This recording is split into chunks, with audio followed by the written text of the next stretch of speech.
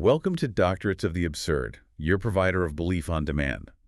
We are diving today into a text that it really forces us to confront one of the most persistent, most painful questions in the history of any movement. That's a tough one. It really is. What is the inevitable price of success? I mean, what happens when a revolutionary vision, one built on, love, sharing, and radical freedom, succeeds in fighting the monster, only to look in the mirror and realize it's become the very thing it swore to destroy? And that is the absolute core tragedy we are tracing today. We're unpacking excerpts from the Leviathan and the Inversion of Resistance, which looks at early Christianity not primarily as a religious shift. No, not at all. It sees it as a profoundly political and philosophical resistance movement that was, according to this analysis, structurally corrupted from the outside in. So our mission today for you is to really analyze the source material and uncover what the author calls the paths of the trail. Right, paths that the author insists were already paved by the very environment the movement was fighting against. It's such a crucial lesson, not just for ancient history, but for understanding authority and organizations today. We need to identify that core mechanism. How does consistent, relentless, almost mechanical oppression compel a human resistance movement to adopt the logic, the structure, and the hierarchy of its own enemy? And that's the hook, isn't it? The central dramatic question. Exactly. What if the only way to fight a totalitarian empire is to secretly, maybe even unconsciously, build a mirror image of that empire right up until the moment it eats you alive? It's a very sobering thought. So for you listening, here's our plan. We'll start by defining the nature of the enemy, this Leviathan, and really get into why its specific nature made this betrayal almost inevitable. Then we'll trace that organizational corruption step by step. We'll explore the tragic fate of the true radicals, the ones who refuse to invert their vision, and then we'll end with the ultimate inversion. The moment the system becomes so powerful, it can blame the victim for its own cruelty. Okay, let's begin this deep dive. Let's start with the villain, the Roman Empire. The author doesn't paint the picture we're used to, the vigorous, all-powerful state. Not at all. Instead, it's presented as this monster that is functionally dead, but it just refuses to lie down. It's a decomposing, lingering monster. That phrase, the artificial worm lingers on, is so key to understanding the existential problem here. The frustration for the early resistors wasn't just the oppression itself. Right. It was the sheer persistence of the decay.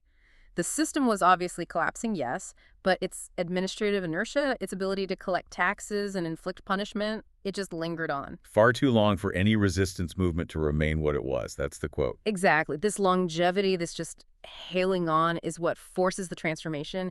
It grinds you down. So the problem isn't the empire's strength or its genius leaders. Yeah. It's sheer, dull, bureaucratic persistence. Yeah. That feels counterintuitive. Mm-hmm. We usually think of successful empires as being defined by brilliant emperors or superior culture. And that's where the author draws this critical distinction. Yeah. The difference between machines and people. Okay. Figures like Caligula or Nero were, in this context, just temporary glitches.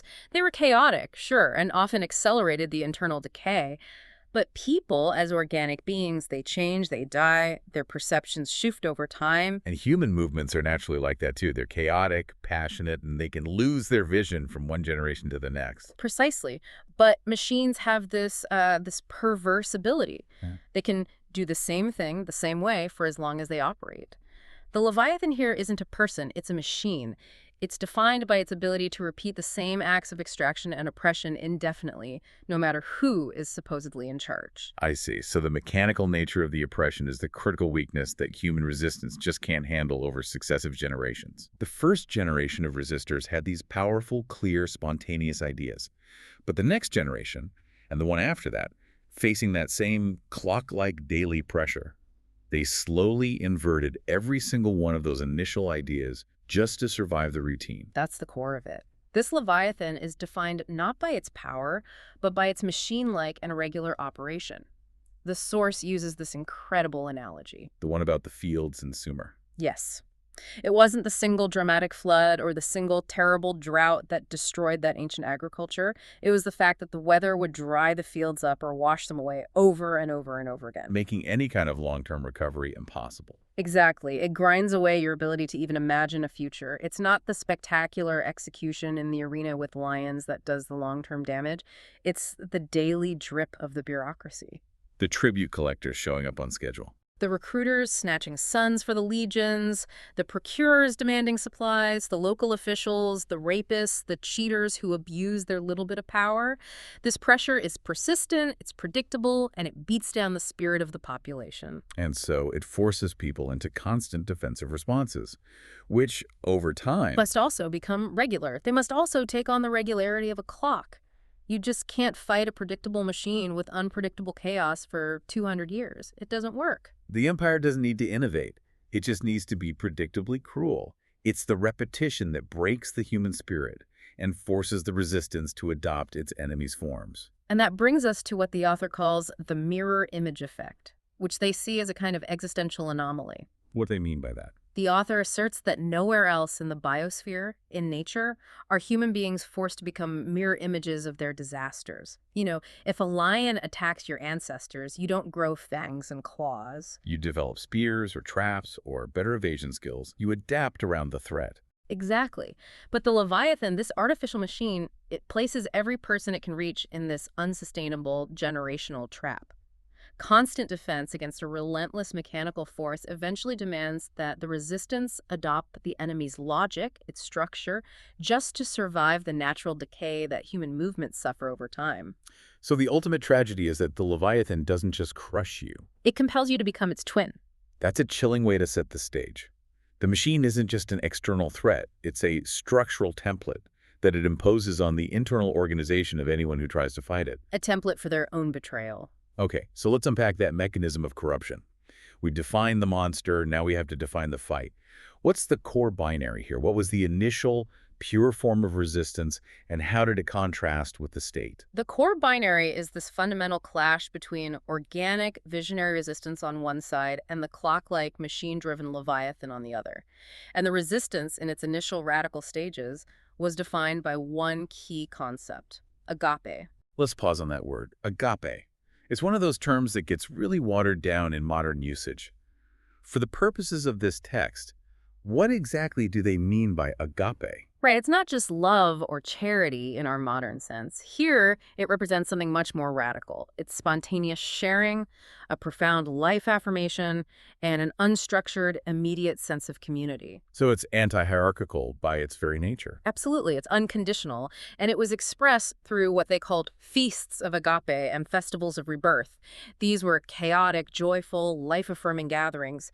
They were the total opposite of the Leviathan, which represents the state, organization, and predictable, grinding oppression.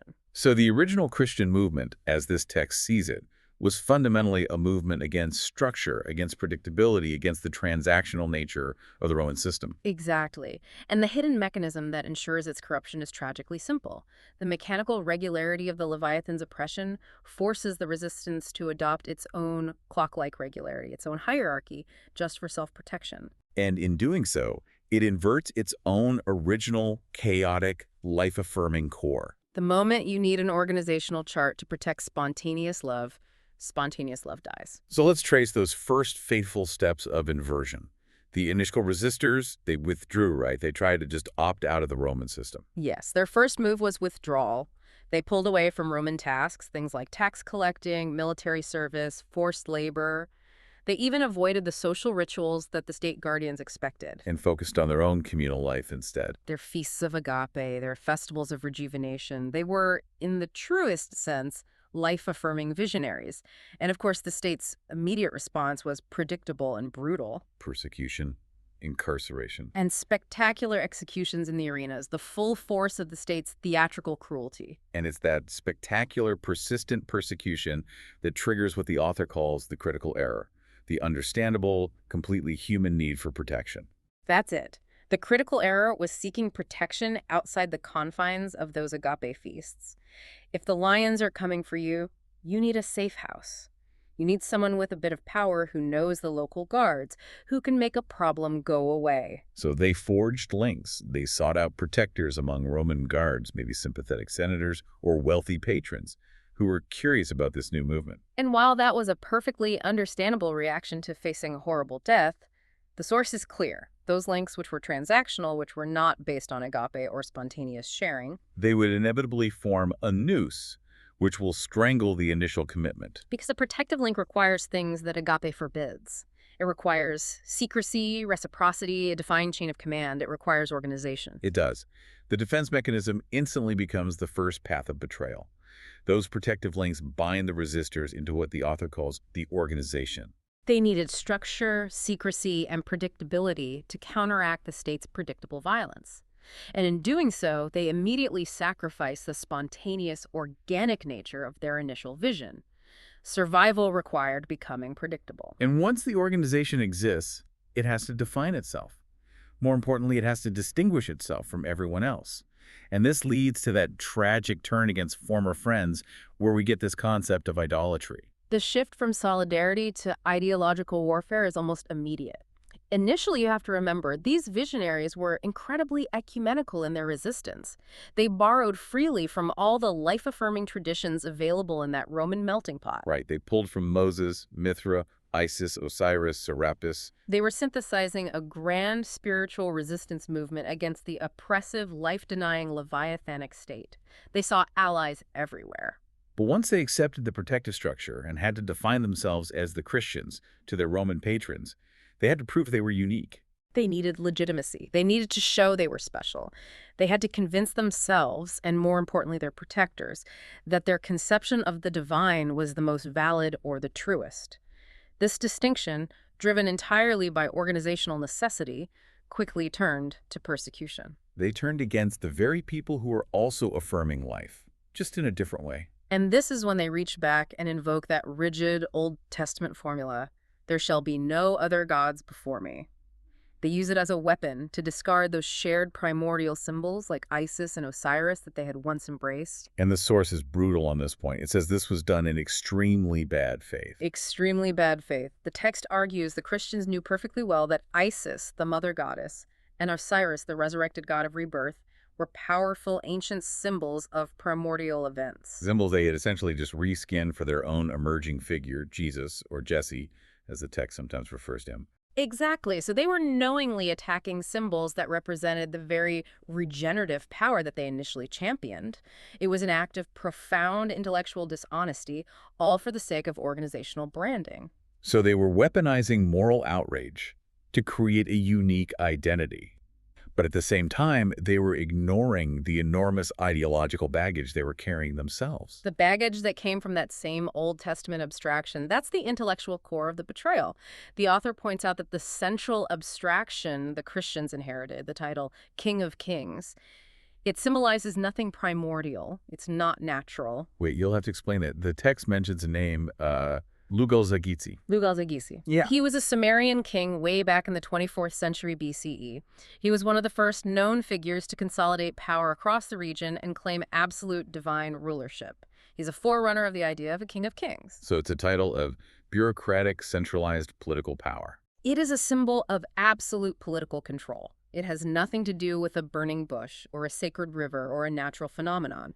The author is stressing that this title, later adopted by the Israelites and then by the emerging church, is an unnatural, synthetic, power-derived idol in itself. So, in effect, they were lugging around an idol of centralized power to every part of the world, while they were busy persecuting others for worshiping ancient idols of nature. That hypocrisy is exactly it.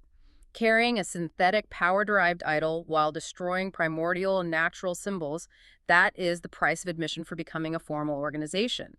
The need for legitimacy to survive the Leviathan forced it to adopt the Leviathan's own logic of centralized, absolute authority. Okay, so once the organization accepts this principle of hierarchy, which started just as a defense mechanism, its own internal logic takes over and it just keeps stratifying. It has to. It must manage the hypocrisy, the internal inconsistency that was born from that first betrayal of agape. And the people who rise to the top of this new structure are the ones who are best equipped to manage that intellectual dishonesty. The text says, those better at explaining away the idol in their closet become the shepherds. Yes. Suddenly, leadership isn't about having a spontaneous vision. It's about rhetorical skill. It's about fidelity to the new necessary dogma. But that's just the beginning. Because if you have shepherds, You'll soon have dissent, you'll have false teachings, you'll have shepherds who mislead the flock. Which forces the structure to create a system for spotting error. It's an almost mechanistic process. And that just leads to more and more hierarchy. Exactly. Who has the authority to spot a false prophet or a shepherd who strays? Well, only the most conscious, the most orthodox of the shepherds. So they become the presbyters and the deacons. But even deacons can make mistakes. And being human, they do. So their errors can only be spotted by a deacon of deacons. And so you get the bishop. This entire church hierarchy emerges, not from some divine mandate, but from the utterly pragmatic need to manage internal doctrinal inconsistency, to maintain secrecy, and to ensure credibility with their Roman protectors. That's the bureaucracy of belief. Perfectly put. So those spontaneous, chaotic agape feasts, they evolve into these organized churches. And for many of the original participants, that visual and structural change must have been jarring. What did these new structures start to look like? They began to look exactly like provinces of the Roman Empire, just without the emperor at the top. And the text notes that for some people, this transition was actually pretty easy. They were already used to hierarchical thinking. Right. Many of them might have been initiated into cults that saw figures like Osiris as a great leader with apostles, or they were already accustomed to thinking of themselves as followers of Moses, a tradition that really emphasizes a supreme, singular leader who dictates the law. So that cultural predisposition to authority smoothed the transition into the Roman administrative model. It did. And then you get the final nail in the coffin, the formal assertion of apostolic succession. This is the moment a bishop claims divine right to his power, but uses it for purely administrative consolidation. The text describes a bishop, often a former Roman official or soldier, just announcing that a community is only a real church if its leaders were appointed by Peter and Paul. Which is just code for appointed by a self-appointed spokesman like me, who claims a direct line back to the original martyrs. This move completely cements the structure. It grafts the spiritual story onto the administrative logic of the Roman state. At this point, the descendants of the original resistors must have realized what was happening, that they had backed away from the monster's jaws only to find that the jaws had been rebuilt inside their own house. They must have started questioning the shepherds. They did. So the hierarchs, the bishops, had to maintain their power. They had to engage in some really sharp prevarication. They needed a source of legitimacy that was visible and immediate. And they borrowed a trick from the Persian Empire, from Darius. Yes, this very old tactic of legitimation. They started wearing a Hura Mazda, or in their case, salvation, as an outer garment. They presented themselves as the indispensable door to salvation right here in this life. It established their immediate necessity as intermediaries. But the people in the congregations weren't blind. They could see that these hierarchs were acting just like Roman officials. They were concerned with power, with money, with status. That visible promise of salvation must have failed pretty quickly. It did. The promise of a better life on earth, of visible moral superiority, it fell flat. So they needed a new trick, something less visible and far more controlling. They borrowed another Persian and Eastern trick. They moved the commodity. What do you mean? They located salvation entirely in the realm of the dead. By making the ultimate reward invisible and unprovable. They also made the gatekeeper indispensable. By moving the ultimate reward out of this visible physical world and into an unseen, unprovable afterlife, the bishop became the only possible, necessary, and mandatory door to that reward. And that solidified his institutional power forever. Because he controlled access to the only thing left that wasn't obviously corrupt, eternal life. This whole organizational evolution, you have to remember, was driven entirely by the needs of defense, control, and managing internal dissent. It had nothing to do with the initial vision of spontaneous, life-affirming agape. So while this main organization was successfully inverting itself, turning from a commune into a corporation, the true radicals, the ones who absolutely refused to adopt the enemy's structure, they broke away. We need to spend some time on them because their failure really highlights the inevitability of this whole inversion mechanism. It really does. Let's start with the Gnostics. The Gnostics represent the purest philosophical refusal of this counter-monster model. They rejected all attempts to organize a centralized power structure to fight the original one. For them, organization was already a form of enslavement. So their resistance was entirely internal. Entirely. It was focused on a radical personal awakening. What was their version of the monster, the enemy? The Gnostics had a much more cosmic vision of the Leviathan. They believed that these beings they called the archons, sort of spiritual bureaucrats or wardens, were enslaving the spirit, not just the body. And the most powerful of these was the Old Testament God. Yes, the Archon of Archons, as they called him. A jealous, punishing deity who was just a cosmic bureaucrat, not the true ultimate source of light or divinity. So for them, the Leviathan wasn't really Rome. Rome was just a physical manifestation of this deeper cosmic system of control. Exactly. The Archons encase the spirit in layers of armor, ignorance, fear, dogma, and they put humanity into a deep sleep. The Gnostics' whole aim was to achieve gnosis, which means knowledge. And that meant removing the armor and waking up by remembering the primordial events that gave rise to the monster's tyranny in the first place. So awakening could only come through radical remembrance, not by joining an army or forming a corporation. Right. They saw the organized church as just replacing one set of spiritual wardens, the archons, with another set, Okay. the bishops. Okay, so if the Gnostics focused entirely inward, the Montanists took the opposite approach. They were fiercely active, fiercely political, based in Anatolia. They were. The Montanists, who were centered around the prophetesses Priscilla and Maximilia and a man named Montanus, were absolutely convinced that the empire was on the verge of total collapse. And they were actively trying to hasten that collapse. Yes, their resistance was immediate, it was tangible, and it was highly disruptive to the Roman machine. How exactly did they disrupt the Leviathan's persistence? They went right for its most crucial resource, bodies. They refused to produce children for the Roman legions and the plantations. It was a radical act of non-cooperation with the demographic engine of the empire. And philosophically, they took the idea of the kingdom of God is within you, literally. Absolutely, literally. Yeah. They believed that every single man and every single woman was a potential visionary, entitled to direct personal revelation from the divine. No intermediary needed. That concept, that every single person is a direct source of revelation, must have put them in immediate, irreparable conflict with the new, hierarchical, bishop-led church. It was an inevitable collision. They saw the compromises, the secrecy, and the organizational structure of the official Christians as an abomination.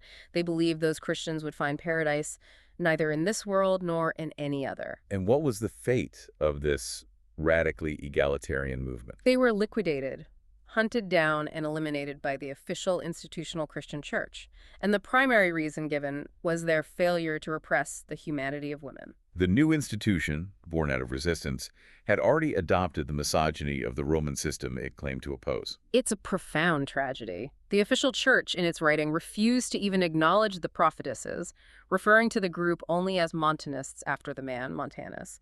They deliberately erased the female spiritual authority at the core of the movement. And that act just proves the point. The moment the Christian movement organized for survival, it immediately began purging any element that threatened to destabilize its new Roman-mirroring, male-dominated power structure. It had to maintain its own internal logic. Finally, let's turn to Mani and the Manichaean synthesis. Mani brings in this wider, global philosophical perspective, but he critically rejects the theological roots that the organizing Christians were building on. Mani was an incredible synthesizer. He was a young Zarathustrian, he was familiar with Greek philosophy, Gnosticism, early Christian teachings, and he traveled widely. But his critical decision was to completely reject the Old Testament and its Leviathanic God. Which he saw as a manifestation of darkness, not of ultimate good. Exactly. And his resistance was profoundly political because he didn't just condemn Rome. He condemned all forms of centralized extractive power. How did he apply that to the powerful new Persian rulers at the time, the Sasanian Empire? He looked at the immense wealth and centralized power of the Sasanian rulers, which was supposed to be a gift from Ahura Mazda, the god of light, and he said, no, this is a gift from Ahriman, the light-devouring entity of darkness. That's an incredibly dangerous thing to say. He was connecting spiritual evil directly and tangibly to the state's material power. Which is why his resistance had to be fundamentally non-reconciling. There was no compromise. Both he was hounded out of Persia. He found refuge for a time among Indian Buddhists who confirmed his belief that the Leviathan, the temporal power structure of the state, is no reality at all. It's just an illusion of darkness. And then he returned to Persia. He returned and focused his attention on the most oppressed people. The seed planters and harvesters, the very people Zarathustra originally loved. They were now being subjected to unbearable taxes, forced labor, and military recruitment under this reconditioned Persian Empire. And his ultimate fate just proves that the logic of the Leviathan transcends geography and theology. It's the same everywhere. Mani was convinced that light would prevail, even if it took over 1,000 years to burn the monster down. But his refusal to compromise was his undoing. The king's successor, Bahram, had him imprisoned, and the established Zarathustrian priests, the institutional religion of Persia, had him murdered in that prison. A victim of another reconditioned empire's king of kings. It proves that any established power structure, no matter what its original spiritual claims were, will inevitably liquidate persistent, non-inverted resistance. So as these true radical resistance movements are being systematically eliminated by the emerging Christian organization, the original Roman Leviathan is finally, truly losing all coherence. The source describes this process of total internal rot, where the monster loses all rhyme or reason. The coherence is completely gone. The legions, with their advanced military hardware, are no longer functioning as limbs of the worm. They're operating only for their own self-interest, for their own plunder. The monster has effectively lost its head. It has, because Rome itself, the metropolis, is just another city to be looted. The Senate is a joke, a powerless relic. Laws are being made on the fly by Praetorian guards, by military strongmen, by regional commanders.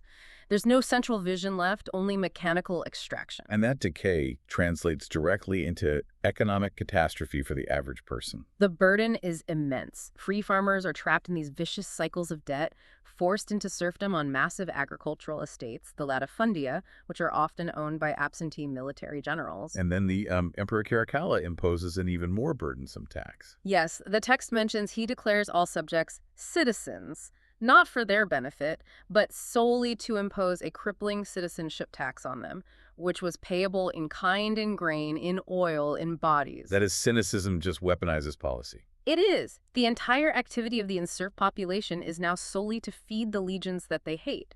The system is literally eating itself. The only philosophy being expressed publicly is that of the resistors. The only thoughts about Rome are speculations about which external agency will finally come and topple the lingering carcass. And that external agency connects us to a global phenomenon, this concept in the text of the Eurasian Leviathanic complex. This is a huge aha moment. It shows that Rome didn't just fall in a vacuum. The agency that finally toppled it was these federated tribes from the Eurasian steppes, Huns, Goths, Alans.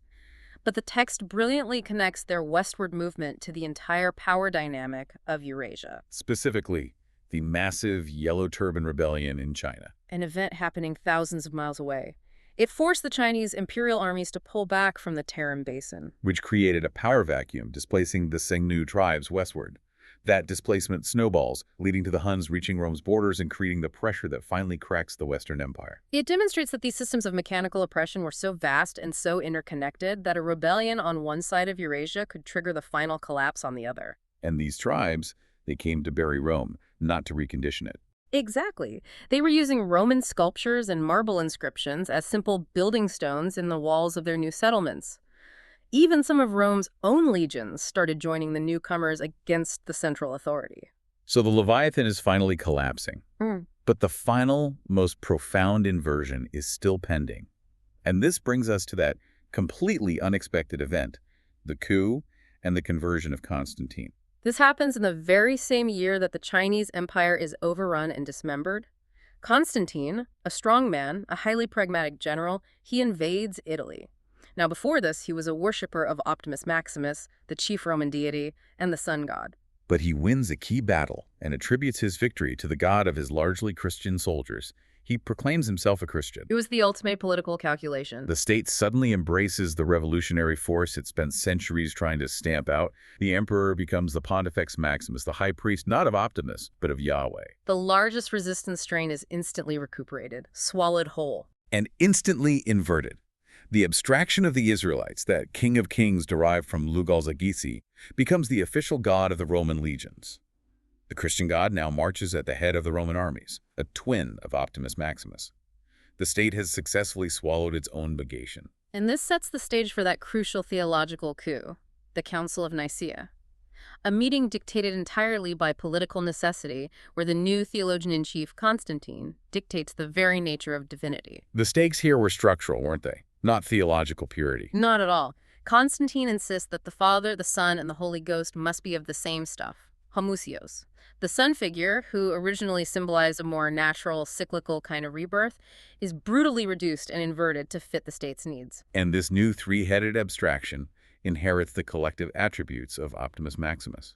It has to, because the Father already possessed the attributes of absolute, jealous, singular authority, which perfectly matched the singular authority of the Emperor.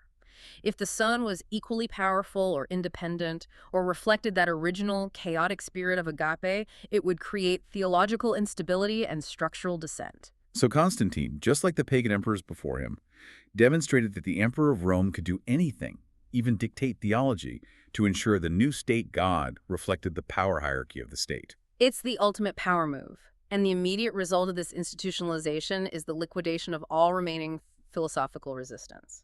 All objectors, like the Arians who argued against this reduction, were immediately labeled schismatics and heretics. The resistance has officially come to power, but its very first act is to liquidate all other resistance. The wars of the ancient Israelites against their neighbors are suddenly remembered and used as the precedent for holy war.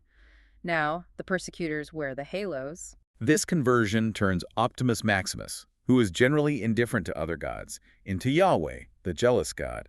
That is an unprecedented shift in imperial religious policy. It kicks off an unprecedented war against all other deities. The first casualties are those primordial gods symbolizing natural cycles: Isis, Osiris, Mithra.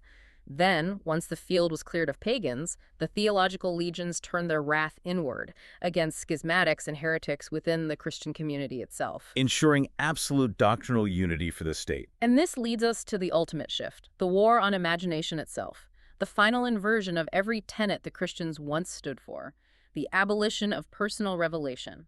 The structure demands predictability and control. It does. The ability for an individual to have a spontaneous revelation, the entire basis for the Montanists and Gnostics, is abolished. From now on, I say unto you, will only be heard from the mouth of the Pontifex Maximus, the Emperor, or his appointed bishop. Anyone claiming a personal vision is now a false prophet or a tool of Satan. And the stories of Jesus are slapped between two covers, called the Gospels, and proclaim the final, closed, unchangeable canon. No more updates. This is where the analysis in the text hits its dramatic peak, really encapsulating the entire tragedy of this bureaucratic capture. The stakes are no longer just physical, they're spiritual and intellectual. The author delivers the searing final judgment on this segment. The spears and daggers, the war engines of Rome's armies are now aimed not only at invaders and conspirators, but also at the imaginations of dreamers and visionaries. The bars and fetters that had imprisoned bodies now incarcerated minds. The state has successfully moved from physical suppression to absolute spiritual and intellectual control by co-opting and inverting the very movement that rose up to challenge it. It's the final swallow. So that the last section was about the structural capture. This final section deals with the spiritual weaponization of that capture. When does Christianity officially stop being a way of the revolutionary path and become a tool of state control? This is the exact moment. It's when it ceases to promise or lead anywhere new because its priests and its bishops have already arrived. They are exactly where they want it to be. They are simultaneously shepherds of the cult and officials of the Roman Empire. Their power structure is institutionalized, and now it needs perpetual justification. And with that need for justification, we get the final, heartbreaking blame shift. The victims of the system are told that the suffering inflicted by the Leviathan isn't the state's fault, it's their own. This is the ultimate inversion, the inhuman, unnatural brutality of the Leviathan. The hunger, the crushing taxes, the violence, it doesn't reside in the monster anymore. No, it resides in its victims. The priests give the abomination a new name, sin, and they lodge sin inside the suffering individuals. So instead of demanding systemic change, the individual is forced to look inward at their own moral failure. Instead of saying the emperor's tax policy is cruel, they force the victim to say, I am poor because I sinned. Is that the core reversal? That is precisely the core reversal. It completely absolves the state structure of its inherent evil and places the entire moral burden on the oppressed. And they go right back to the Old Testament, which now conveniently serves the purposes of the armored legions once again. The narrative of the first woman being corrupted by Satan falling from Eden and taking all of humanity with It her. gets weaponized. Roman woman haters join forces with this narrative to claim that the people are the corrupt ones, not the King of Kings, who is now enthroned in Rome. And this weaponization of morality is what triggers that last flickering protest from the true radicals, like the remaining Manichaeans. The Manichaeans understood this moral shift perfectly.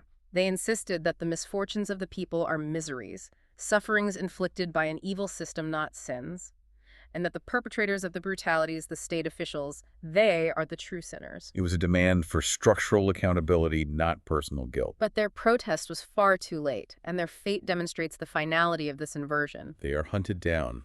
They are hunted down by Roman Christians, in exactly the same way that Christians were once hunted down by Roman pagans. The mirror image is complete.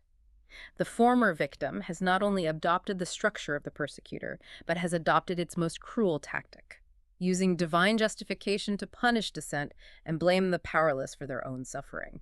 The author notes that the Roman Leviathan tried to recondition itself by swallowing its negation, but the system was too far gone. It was still fracturing despite this new theological superglue. The damage was irreversible. The Christian emperor founds a new capital at Byzantium, but the empire is already cracking under the pressure of external tribes and its own internal corruption. The western provinces begin to fall to the Franks and the Visigoths. And what did the new bishop officials do? They framed the fall of the western provinces not as a geopolitical or a systemic economic failure, Which it obviously was. but as a sin, the abandonment of Roman civilization itself. They used the very ideology that was born of resistance to justify the continuation of the state, even in its spectacular failure. It's the final proof that the inverted structure will always, always act to preserve itself, no matter the cost. So let's try to distill this. The key takeaway, the core mechanism, seems to be the enduring lesson here. I think so. Organization, while it seems absolutely required for survival and persistence against a kind of mechanical brutality, becomes the inescapable instrument of ideological betrayal. The initial revolutionary vision, that spontaneous love and sharing, agape, it simply cannot coexist with the hierarchy, the secrecy, and the defensive predictability that you need to fight a clock-like oppressor over multiple generations. The two are fundamentally incompatible. This narrative provides a perfect, almost a terrifying template for analyzing success in any adversarial context. Right. I mean, think of a small, radical startup fighting a huge, monopolistic tech giant. That's a great modern analogy. The startup promises freedom, openness, collaboration. It's the agape of the digital world. But to survive the monopoly's relentless legal attacks, the regulatory pressure, the predatory acquisitions, what does it have to do? It has to lawyer up. It has to create a corporate structure, a bureaucracy, legal secrecy, a hierarchical chain of command. It has to adopt the structure of its enemy. And by the time it succeeds, by the time it gains market share, it has internalized the very structures it hated. It's just another monopoly, having destroyed its original ethos in the name of organizational survival. That is the exact tragedy of the early church's journey as described in this text. So this deep dive, it really compels us to apply a critical lens to any movement, political, spiritual, corporate, whatever, that claims absolute truth or a moral high ground based on its history of being persecuted. The question we always have to carry with us is this. If organizational structure is the inevitable path to success, does success always require the betrayal of the initial dream? That is the profound challenge this text leaves us with. And going right back to where we started, asking about the Leviathan lingering on long after it was functionally dead, why did the powerful Roman Empire last so long after it literally lost all rhyme or reason? The answer lies in the machine's perverse ability to keep doing the same thing the same way. Forcing its enemies to mimic it, and in doing so, perpetuate its structural logic. So what machine in your life right now, a bureaucratic process, a corporate hierarchy, a political institution, is still lingering on long after it lost its head and forcing you to adopt its logic just to survive? That is the thought we leave you with until the next deep dive.